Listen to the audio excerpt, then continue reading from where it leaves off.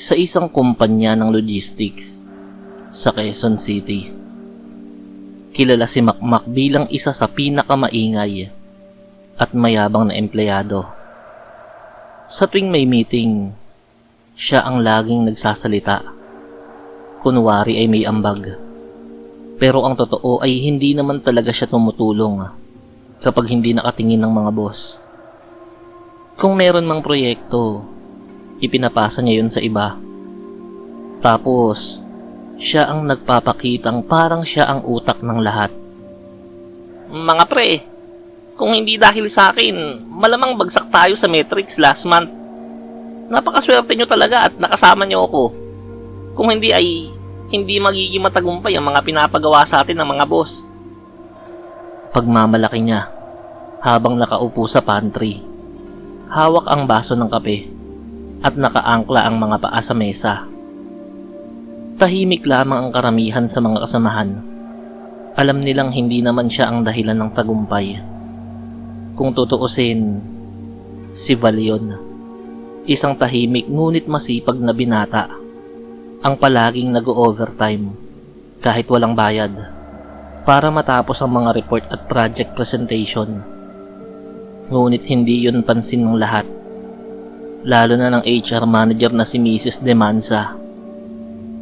Laging nakikita ni Demansa si Makmak na naangiti at palaging nandyan kapag may kailangan ng mga boss. Sa kabilang banda, si Val naman ay typical na empleyado lang, hindi palakibo, hindi nakikipagplastikan. Sadyang nakapokus lang talaga ito kung ano ang trabahong nakaatang sa kanya. Isang umaga, pinatawag ni Mrs. Demansa si Val. Val, malamig na bungad ng HR manager. May ilang reklamo laban sa'yo. Sabi ng mga kasama mo, ikaw daw ay hindi tumutulong sa team. Palagi kang late mag-submit ng reports. At madalas ay ikaw pa raw ang dahilan kung bakit napapagalitan kayo. Nanlaki ang mga mata ni Val. Alam niyang walang katotohanan ang mga paratang na yun. Sa katunayan, siya ang madalas magligtas ng team sa mga deadlines at reports. Ma'am, hindi po totoo yun. Ako nga po ang madalas mag-overtime para matapos ang kulang eh. Kung may ebidensya po kayo sa mga pinaparatang nyo sa akin, siguro dapat... Nang biglang pumasok si Makmak sa loob ng opisina ng HR. Ako ang titistigo. Lahat kami rito ay naiinis na sa'yo. Dahil hindi mo man lang matulungan ng team para matapos ang mga gawain. Natatakot lang ang team na isumbong ka eh. Kaya kinausap nila ako na ako ang kumatawan para sa kanila. Para patotohanan ang mga mali mong ginagawa sa trabaho. Seryosong sambit ni Makmak. Makmak, anong ibig sabihin nito? Alam mong ako ang gumagawa ng lahat para sa... Ngunit pinutol siya ni Demansa. Enough. Val, napagdesisyon na ng management. Kailangan na nating tapusin ang kontrata mo. You may clear your desk by the end of the day. Kung tumutulad ka lang sana sa kasipagan at dedikasyon nitong si Makmak, sana ay mananatili ka pa sa trabahong to. Hindi makapaniwala si Val. Bago siya lumabas ng pinto ng opisina ng HR, ay nagtama pa ang tingin nila ni Makmak. Naangisi yun na para bang nanlilibak. Hindi rin siya makapaniwala na ang HR manager na si Mrs. Demansa ay agad-agad siyang tatanggalin sa trabaho nang hindi man lang pinakikinggan ang kanyang panig at walang inihaing sapat na ebidensya.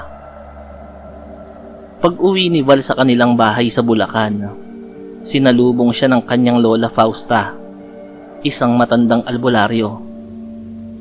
Apo, bakit malungkot ang mga mata mo? Tanong nito. Huminga ng malalim si Val at ikinuwento ang nangyari. Ang pagkakatanggal niya sa trabaho, ang paninira ni Makmak, at ang pagsang-ayon ni Mrs. Demansa. Tahimik na nakinig si Lola Fausta bago ngumiti ng mapait. Hindi alam ng mga taong yun kung sino ang kinalaban nila, Apo. Huwag mong kalimutan, ikaw ay kabilang sa ating lahi, ang lahi ng mga mambabarang. Nanlamig si Val. Matagal na niyang tinanggihan ang landas ng kanyang angkan. Ayaw niyang makialam sa mga kulam, barang, at sumpa. Pinili niyang mamuhay ng normal bilang isang simpleng empleyado.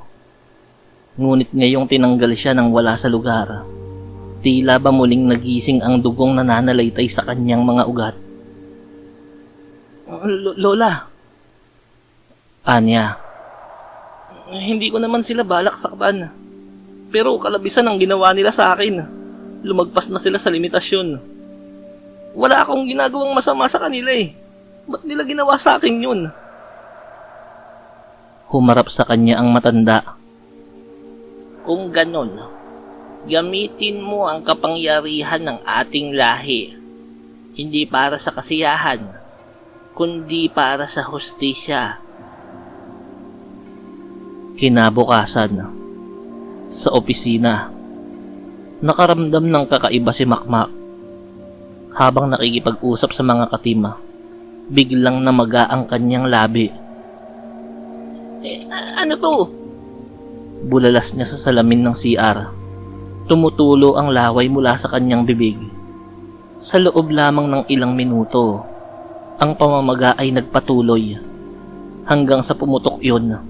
At mula sa sugat ay lumabas ang mga higad at mga tipaklong, gumagapang palabas ng kanyang bibig.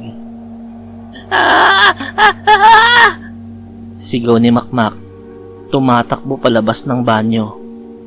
Nagkagulo ang buong opisina. Ang mga empleyado ay nagsisigawan. Ang iba'y nagsuka sa sobrang pandidiri. Nadala si Makmak sa ospital, ngunit kahit anong gamutan, walang makapigil sa mga insektong lumalabas sa kanyang labi. Habang abala ang lahat kay Makmak, hindi rin nakaligtas si Mrs. Demansa. Sa isang meeting, biglang namaga ang kanyang mga tenga. Anong nangyayari sa akin? Sigaw niya, habang hawak ang magkabilang tenga. Unti-unting parang may bumabara sa kanyang pandinig, hanggang tuluyang nawala yon. Mula sa kanyang tengay tumutulo ang madilaw na likido. At kasabay noon ay naglabasan ng mga hantik na kumaagat mismo sa kanyang muka. Diyos ko, tulungan niyo ako. Iyak niya habang ginagapangan at kinaagat ng mga langgam ang kanyang balat. Ngunit wala ni isa man ang makalapit. Natatakot silang mahawa, o baka pati sila'y madamay sa kakaibang nangyayari. Agad na pumasok sa isip ng lahat ang isang pangalan. Si Val, ang dating masipag na empleyado. Siya lang ang may dahilan para gawin to. Bulalas ng isang empleyado. Baka siya ang kumulam sa dalawa, dahil tinanggal siya kahit wala naman siyang ginagawang masama. Sabi pa ng isa. Pero sa halip na humingi ng tawad o alamin ang katotohanan, nagpasya si Mrs. Demansa at Makmak. Kahit parehong may karamdaman, ay kinasuhan nila si Val.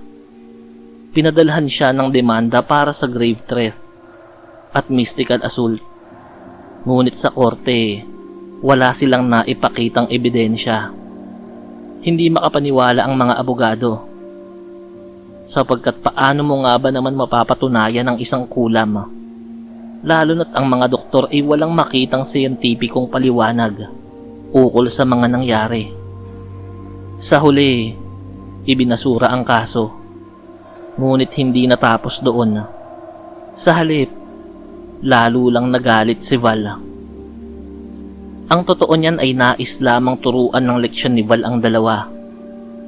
Ititigil niya rin ang pagpapahirap kapag napagtanto ng mga ito ang pagkakamali at humingi ng tawad. Pero sa halip na magpakumbaba ang dalawa, ay sinampahan pa siya ng kaso na hinding-hindi niya palalampasin. Tahimik si Val sa mga sumunod na linggo. Hindi siya nagpakita ng galit. Hindi rin siya nagsalita laban sa kumpanya. Ngunit sa kanyang maliit na silid, gabi-gabi dinadalaw siya ng mga itim na alitaptap na sumasayaw sa hangin. Mga espiritong gabay ng kanilang angkan Sagad na sa buto ang kasamaan nila. Mahirap na kung magagawa pa nila sa iba ang ginawa nila sa akin. Bulong niya habang hinihimas ang lumang baul ng kagamitan sa pangbabarang. Hindi ko nababawiin ang aking sumpa. Hahayaan kong tikman nila ang bigat ng kanilang ginawa.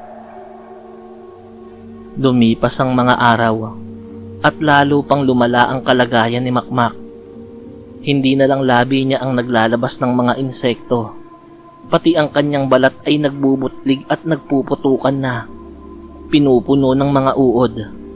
Hindi na siya makalabas ng bahay. At ang kanyang dating kayabangan ay napalitan ng iyak at pagsusumamo. Pal, patawarin mo ako. Mahina niyang bulong habang nakahiga sa kama. Halos hindi na makilala ang muka dahil sa dami ng sugat. Samantala, si Mrs. Demansa naman ay halos mabaliw. Wala na siyang pandinig at ang kanyang muka'y puno ng peklat mula sa agat ng mga hantik. Araw-araw, ramdam niya na parang may gumagapang sa loob ng kanyang ulo. Parang mga paa ng libo-libong insekto. Dumating ang ilang kasamahan ni Val. Humihingi ng tulong at nagsusumamo.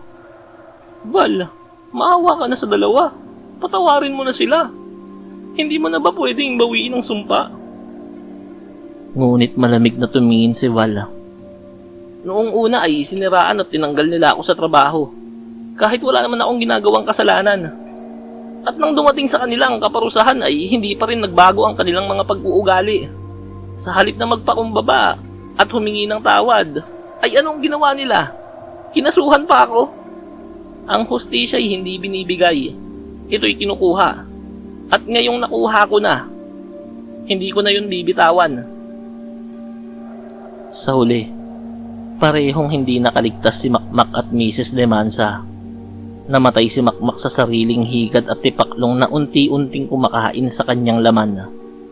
Si Demansa naman ay tuluyang nabaliw. Sumisigaw sa bawat sulok ng ospital. Pilit na tinatanggal ang kanyang tenga. Dahil sa mga langgam na nasa loob noon, na tanging siya lamang ang nakararamdam. Si Val naman, sa kabilang banda, nagpatuloy ang buhay. Umalis siya sa lungsod at bumalik sa kanilang probinsya. Dala ang aral na kahit anong yaman o posisyon, wala itong silbi kung ito'y ginagamit sa paninira ng kapwa. Ngunit dala rin niya ang bigat ng sumpa na hindi na niya binawi. Isang patunay na minsan, ang hostisya'y dumarating sa anyo ng isang barang.